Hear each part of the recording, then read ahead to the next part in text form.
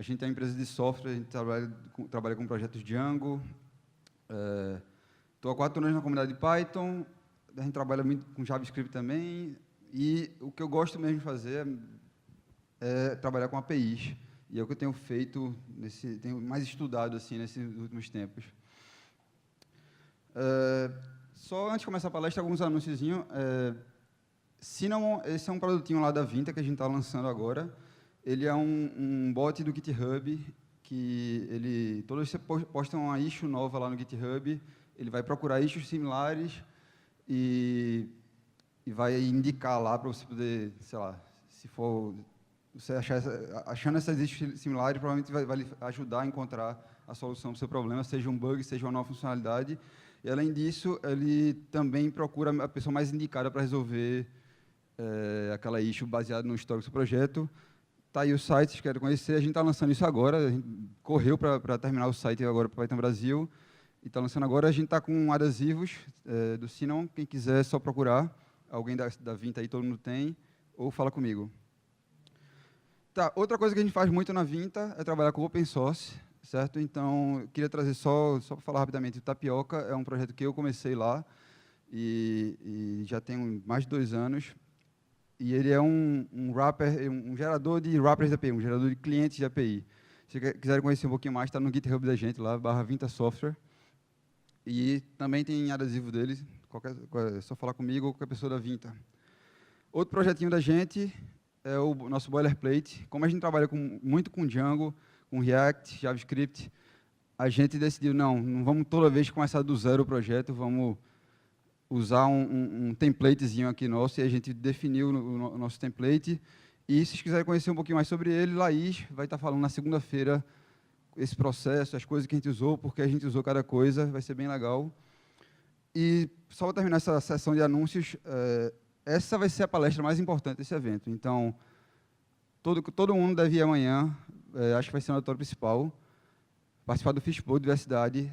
É muito importante que todo mundo esteja lá, certo? É uma das palestras mais importantes do evento, apesar de, aparentemente, não ter nada a ver com Python, mas tem a ver com comunidade, tem a ver com o que a gente quer para a linguagem para o futuro. Tá. Então, agora vamos começar a palestra de verdade, e eu queria começar falando o que não é REST, porque REST é um negócio meio místico, e a galera se enrola pra caramba, e tem um monte de mito envolvido com a parada. Então, REST não é um protocolo, certo? REST, se é API, não quer dizer que é REST, você pode fazer uma API que não seja REST. Se usa JSON, também não quer dizer que é REST. Se você fez um CRUD na sua API, não quer dizer que é REST. Se você está usando os métodos HTTP, também não quer dizer que é REST, certo? E isso acontece porque, acima de tudo, o REST não é sobre APIs. Não tem nada a ver. Tem a ver, mas não é. Ele não foi criado para APIs.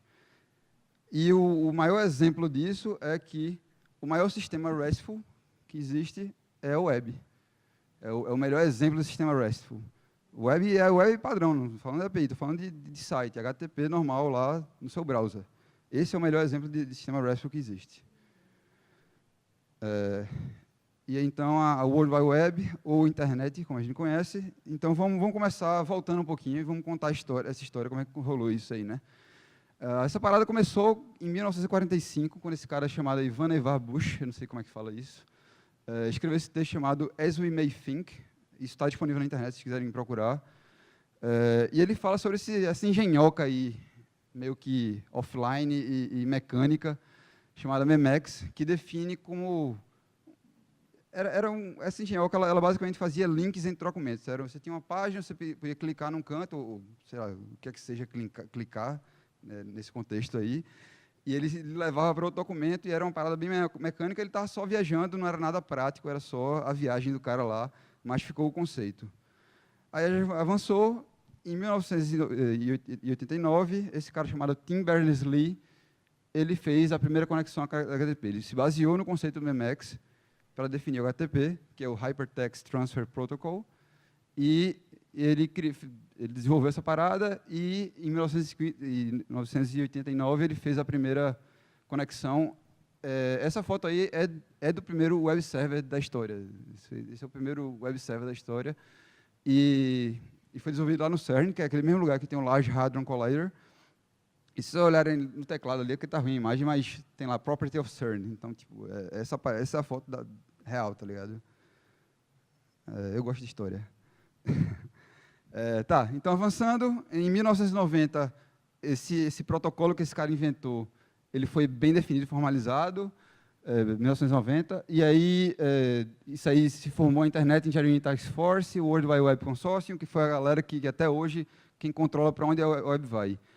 E em 1997 é definido o HTTP 1.1, que é o que a gente usa até hoje. Na verdade, a gente está chegando no 2, já está bem avançado, mas a gente não chegou lá ainda, a gente ainda está no 1.1. E em 1997, esse cara chamado Roy Fielding, ele participou dessa elaboração do protocolo HTTP 1.1. E também, não por coincidência, esse Roy, em 2000, ele escreveu essa dissertação no mestrado aí, Architecture Style, grande pra caramba o título, bem complicado, e no meio dela ele fala sobre o REST, certo? Então, percebam que o Roy participou da definição do protocolo HTTP e depois ele fez definiu o que era o REST, vocês terem uma noção de como não tem a ver com APIs. Então, vamos falar sobre o REST de maneira geral, certo? Eu queria primeiro definir 3 conceitos que são o que eu considero básico para você entender o que é REST, e depois a gente detalha mais. Mas, tá, REST. REST é um acrônimo para Representational State Transfer, que em português, na tradução meio livre, é transferência de estado representacional, e ela não é um protocolo, é um estilo arquitetural, certo? Ele define guias de como você deve definir seu sistema, mas ele não te dá um protocolo, ele não te diz, tem que ser assim, ele te dá regras gerais. Então, vamos lá para os conceitos. O primeiro deles é recursos, certo? Esse é o mais importante. Os recursos são os substantivos do seu sistema, certo? São as coisas que você vai estar tratando lá. E essas coisas podem ser tangíveis ou intangíveis, e isso aí não tem nada a ver com tabela. Então, um recurso pode ter várias tabelas, um recurso pode ter uma tabela no seu banco de dados, um recurso pode não ter tabela e ser simplesmente um processamento que você faz lá e retorna para o usuário. Beleza? E aí, só como exemplo, então, se você está fazendo um sistema de bicicleta, peça de bicicleta, bicicleta montada, um trajeto, acessórios, registro e manutenção, são todos substantivos do seu sistema. O próximo conceito é de representações, e aí ele tem a ver com o conceito de recursos, que uma representação é uma representação de um recurso, e ela pode ser completa ou parcial, e cada recurso ele pode ter nenhuma representação, como ele pode ter infinitas representações. Então, para exemplificar, a gente tem uma bicicleta representada de 2 formas aqui. Uma, a gente dizer que ele tem um quadro, tem uma roda, tem pedal, tem guidão, tem freio, tem tamanho. E a outra forma é você dizer que ela tem uma marca, um ano e modelo. As duas coisas são exatamente uma bicicleta, eu estou definindo uma bicicleta, mas são formas diferentes de representar ela. Ou, de forma mais prática, como a gente está mais acostumado na web, quando a gente começa a falar de APIs, que é você usar um XML ou um JSON. As duas representações são a bicicleta, não mudou nada, mas a bicicleta é representada de forma diferente. Avançando, o último conceito que eu queria para definir essa base aí é o conceito de RADIOS. Eu não sei como é que pronuncia isso, porque ninguém sabe também, na verdade. E isso é um acrônimo para Hypermedia as the Engine of Application State, que é um nome complicado para caramba, que não precisava ser tão complicado. Em português significa hipermídia como motor do estado da aplicação, e na prática são links. É só isso. Não tem esse nome complicado para caramba aí, só quer dizer links. Certo? Você transferir de um estado para outro, clicando num link. Então, vamos começar a entrar mais agora num exemplo do que é REST, e aí eu não falei que o navegador, a web é a coisa mais RESTful que a gente conhece, então vamos aplicar esses conceitos aí no navegador. Então, vamos supor que eu quero acessar o meu perfil do Twitter. Eu estou lá na página inicial, que é o meu estado inicial, twitter.com, e aí, o recurso é o meu profile que eu quero acessar. Eu estou no estado inicial, twitter.com, clico em ver perfil, é o meu link. O servidor do Twitter vai lá e me retorna uma representação do meu perfil. Ele não está me dando o meu perfil, está me dando uma representação de como eu devo ver o meu perfil. E aí, meu estado final está lá, twitter.com/Shima, vai estar a minha página do Twitter. Então, é simples, tá ligado? Não tem nada de mais isso aí. É só como a web funciona, todo mundo está acostumado com isso, e isso é RTOS, isso é REST. E, seguindo, vamos falar agora de forma mais mais detalhada. Não vou entrar ainda, não estou falando ainda da API especificamente, mas estou falando dos conceitos gerais, o que é que define um sistema REST, são os constraints. Se você procurar na internet, tudo sempre vai estar falando de constraints. A tradução em português é preceitos, mas é meio estranha. Tá, primeira coisa, para um sistema ser RESTful, ele precisa ser um sistema do modelo cliente-servidor, certo? Se for de outro modelo, não tem como ser RESTful. REST define sistemas do modelo cliente-servidor. A segunda coisa é o conceito de statelessness, que é a ausência de estado no servidor. A ausência de estado do cliente no servidor. Então, o que isso quer dizer é que toda vez que um cliente ele vai fazer uma requisição, ele não pode assumir que o servidor sabe alguma coisa sobre ele, certo? Ele tem que dizer, olha, eu quero tal página, né, em tal e tal condições. O servidor ele não vai guardar, o cliente antes estava em tal estado e agora eu vou, porque ele pediu isso, eu vou mudar isso aqui. Não. O cliente ele tem que informar tudo o que ele quer para o servidor não guardar o estado do cliente, certo?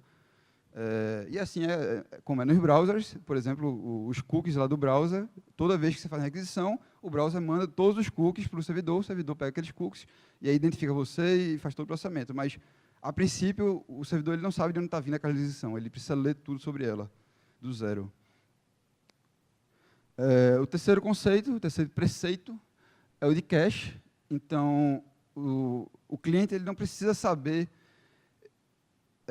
quais são as camadas que tem entre eles ali, entre ele e o servidor, e mais importante que isso, ele precisa ser avisado explicitamente sobre as camadas de cache. Então, por exemplo, se o teu servidor espera que o cliente faça o cache de uma requisição por 3 minutos, o servidor precisa avisar isso para o cliente, e o cliente não precisa ficar decorando, tal página de tal forma. Não, toda vez o servidor tem que avisar isso.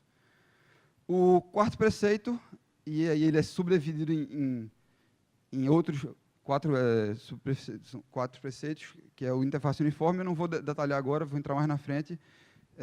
Os preceitos são identificação de recursos, manipulação de recursos a partir de suas representações, mensagens autodescritas, descritivas e RTOs, como a gente já falou ali, mas eu vou entrar mais em detalhe na frente. Tá, o quinto preceito, está terminando já, é o de sistemas em camada. Então, como eu falei, aquela mesma ideia, o cliente não precisa saber todas as camadas que tem no meio, e se aplica claramente na web. A gente tem HTTP, TCP, IP, todas em camada física, todo aquele stack ali, só que quando você faz uma aplicação web, você não precisa se preocupar que essas coisas estão entre o cliente e o servidor. São abstraídas, isso tem muito a ver com caching também. E, por último, é o código sob demanda, e esse não é um preceito, mas ele não é obrigatório. Se você pode fazer um sistema RESTful sem ele, quer dizer que o cliente ele pode ser auto-atualizável. Então, tipo, o servidor pode dizer, olha, vamos supor que você tem um cliente JavaScript lá, e o servidor poderia mandar um código, troca essa parte aqui para trabalhar dessa forma aqui agora, e aí o cliente leria isso e se atualizaria sozinho. Mas isso aí eu não vou entrar em detalhes, porque isso não é tão importante, não é obrigatório. Então, vamos começar a entrar mais agora sobre API, certo? A gente viu os preceitos, certo? E boa parte das coisas são bem triviais, né? Tipo, cliente-servidor, você está fazendo sistema web, cliente-servidor, stateless, é o padrão que a gente já faz. Questão de cache também, a gente já faz por padrão. Sistema de camadas e código sob demanda, isso também é o que a gente já faz, assim. Agora, o preceito de interface uniforme, ele é um pouquinho mais complicado, ele não é tão trivial. Essa questão da identificação de recursos não é trivial, porque é o RI. O RI, ou URL, é o que a gente usa para identificar um recurso. Isso é trivial. Mas essas outras 3 coisas aí, elas não são triviais, e aí esse é o ponto que a galera se enrola no REST. E aí eu quero falar um pouquinho mais sobre isso.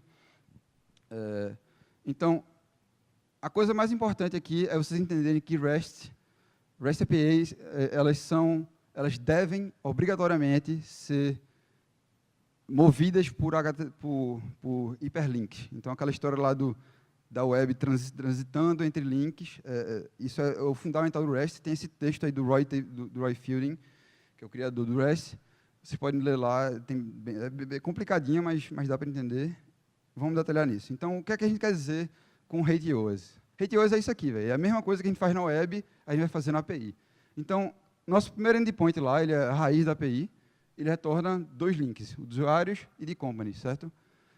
E aí, o meu cliente que está consumindo essa API, ele não vai construir essa URL API /users. Ele vai ler da minha URL inicial e vai meio que clicar nela. Ele vai só seguir o link, certo? E ele segue para o segundo estado, que é o /users, que ele retorna uma lista de usuários. E, de novo, eu não vou montar, o meu cliente ele não sabe sobre users, API /users/1. Ele vai somente pegar a resposta, ele vai ler a resposta e vai dizer, eu quero o profile do primeiro usuário. Então, ele vai clicar novamente nesse link e vai seguir para o próximo estado, certo? Isso é Rate OAuth aplicado a REST, aplicado a uma API. E, de novo, é a mesma coisa em um browser, é só que a gente não está acostumado a pensar dessa forma quando a gente fala de API, mas é isso que o Roy queria falar quando ele estava falando de REST. E por que isso é importante?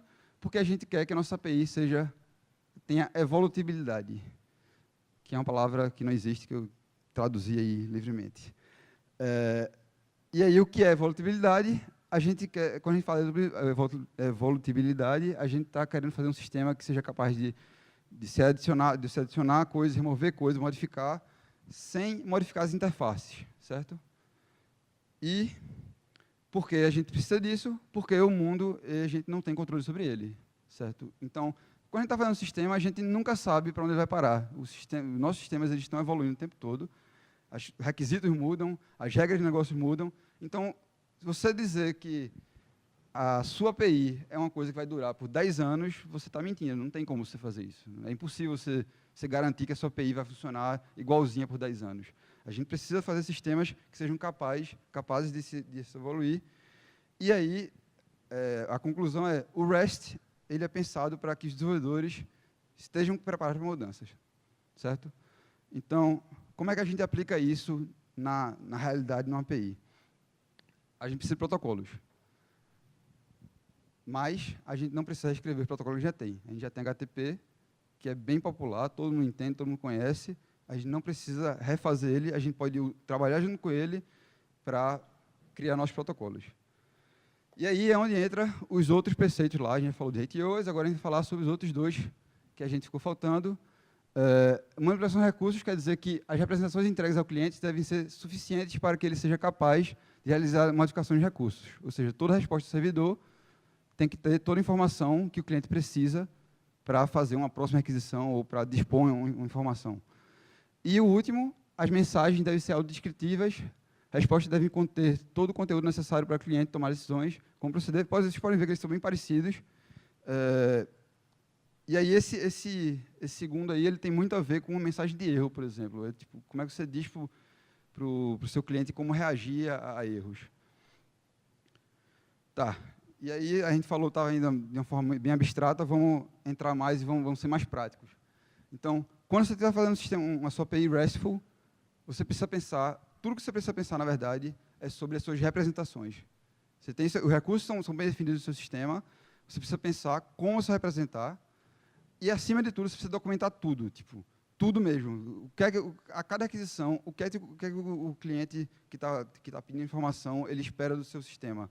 Como ele lida com erros, como ele lida com mudanças. O que acontece se um campo lá desaparecer, ele não for retornado mais.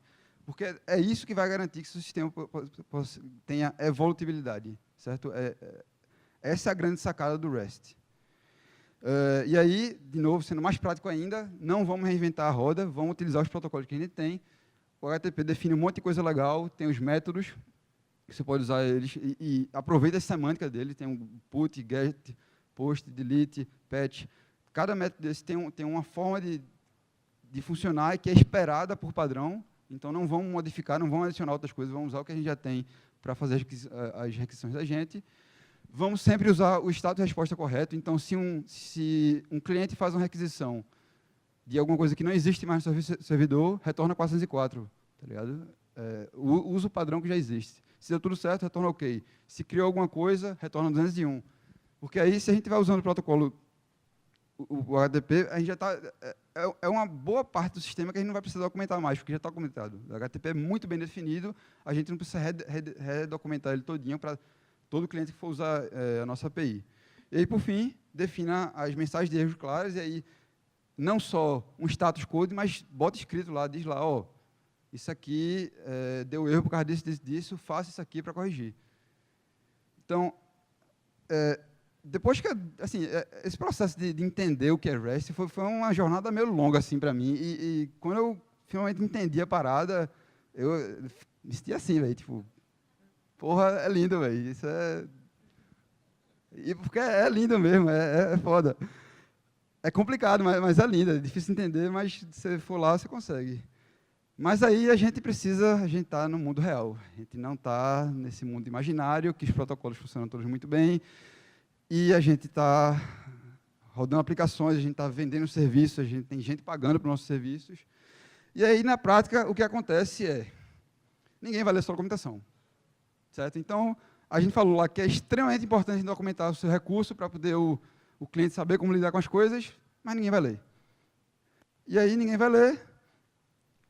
Se ninguém lê, ninguém vai estar preparado para mudança, absolutamente nenhuma. Então, se você for lá e remover um campo da sua API, vai ter alguém que vai estar pagando lá para usar o seu serviço, ele vai ficar puto da vida, porque você removeu o serviço, e ele vai lhe xingar, porque é um absurdo, você tinha dito que tinha tal recurso, e não tem mais, e como assim você removeu? Ele não está interessado se era REST, se não era, ele só quer saber por que a aplicação dele quebrou, tá ligado?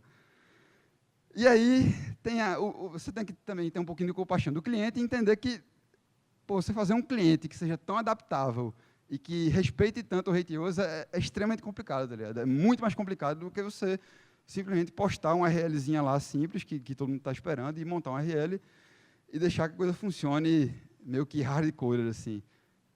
Então, tem que ter um pouquinho de compaixão, porque a parada é complicada dos dois lados, tá ligado? Então, só para...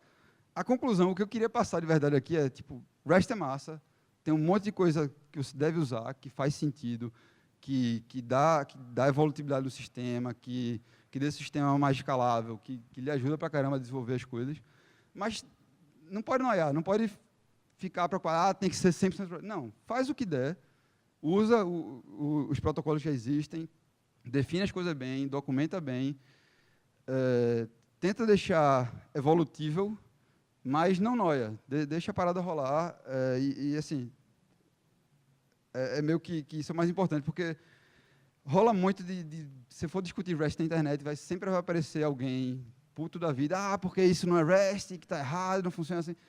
Beleza, não é REST perfeito, mas está tentando ali, tá ligado? E nem sempre você precisa fazer a parada perfeita para que ela seja muito boa. Até porque na vida real as coisas não se aplicam como você espera. Então, é isso.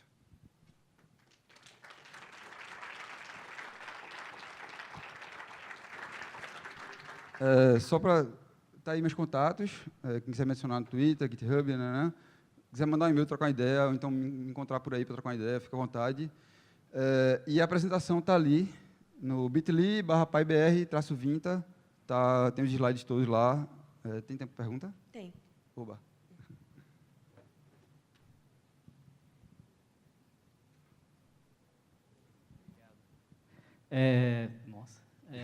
Antes de mais nada, parabéns pelas referências de Office, sempre muito bom. Cara, eu tenho duas perguntas, na verdade. Uma é que documentação, de fato, sempre problema, que a galera faz, não faz e tal. Queria saber o que vocês usam, qual o processo de vocês para fazer documentação com seus clientes e tal, o que vocês usam em geral. E a outra é um pouco sobre, de entender também como é que vocês fazem, uma outra questão que, por várias vezes, só os verbos HTTP, assim, e a definição de recursos, por exemplo, como a gente viu ali de usuários e tal, pelo menos para mim, em vários casos, não se torna suficiente, porque, por exemplo, eu tenho um usuário, eu posso ter outras interações, como, por exemplo, ativar, inativar, enfim, desempenhar ações sobre aquele recurso. E aí eu queria saber, nesses cenários que você precisa desempenhar uma ação, e em geral essa ação é verbalizada, né? Como é que vocês fazem? Então, são essas duas. Tá. Mas estava muito boa, cara, parabéns. Valeu. A questão da documentação, quando, ser bem sincero, quando a gente está fazendo APIs privadas, então só consumidas internamente, a gente não documenta tanto, a gente deixa mais solto, porque a gente está no ambiente controlado, como a gente controla a aplicação, a gente controla a API, controla o cliente, então não tem muito estresse. Mas para APIs públicas tem... eu não estou lembrando agora o site, posso te passar depois, posso até mandar junto no Twitter, que é um frameworkzinho de fazer documentações que ele, tipo, ele faz tudo. Ele se documenta, ele bota exemplo de código, exemplo de como fazer chamada com curl, exemplo de como fazer com Python, tipo, e fica bem bonitinho. Tem muita gente usando esse framework, eu não lembro agora o nome. Qual é? Acho que não. Não, Swagger é outra parada. Esse é só para documentar a API mesmo, assim, bem direto. Você faz interfacezinha.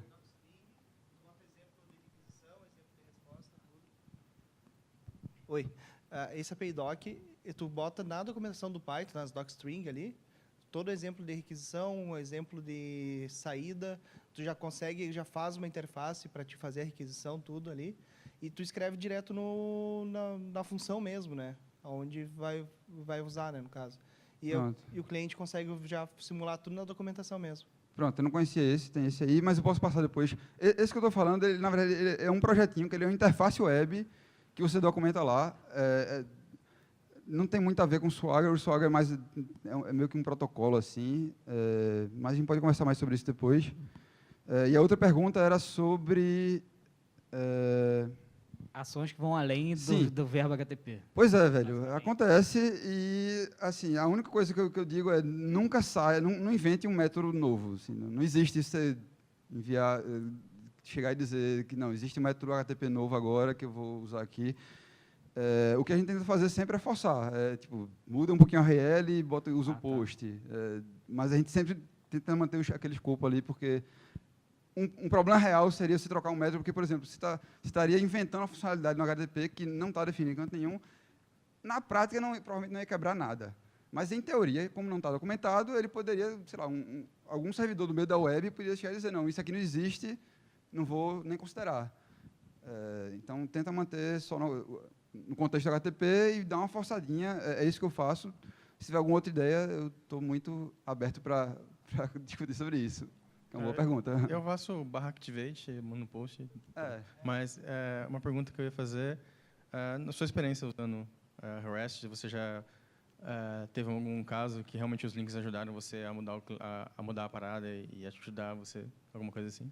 Não, porque todas as vezes que eu tentei fazer um negócio REST com HTTP, com a organizadinha, eu comecei a ver que ia ser tão complicado fazer um cliente para responder bem essas coisas que não valia a pena. Mas pelo menos os links vocês colocam e mandam a galera usar os links? Como é? Pelo menos os links você usa e manda a galera, por exemplo, uma paginação, alguma coisa assim? Sim, paginação é um ótimo exemplo. Paginação é um ótimo exemplo onde você sempre deve usar a questão do HTTP e usar link, que funciona muito bem. Eu já tive um caso, eu nem pensava nisso na época, mas o REST Framework já dava paginação com link, e a gente estava fazendo um aplicativo para celular, e eu tive que mudar a paginação de número para cursor, e eu fiz e por ser link a gente conseguiu mudar e todos os clientes conseguiram. Paginação é um ótimo exemplo que funciona muito bem assim para você usar o conceito de HTTP. Esse negócio de ações específicas que o Bernardo estava falando, e casa bem com o que tu falasse, de tipo, não ficar 100% no RESTful, né? Tentar misturar um pouquinho com RPC, que é justamente essas ações. E daí fazer barra o nome da ação. Assim. Exatamente, tipo, /login. Já não é uma resource que tu tem, mas... É questionável.